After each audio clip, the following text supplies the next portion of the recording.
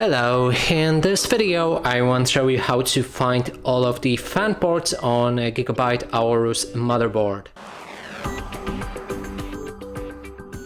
To do this, first let's check the CPU fan ports, and you can find them right here on the top. Let me also power off the power supply, and there's the CPU opt and CPU fan right here.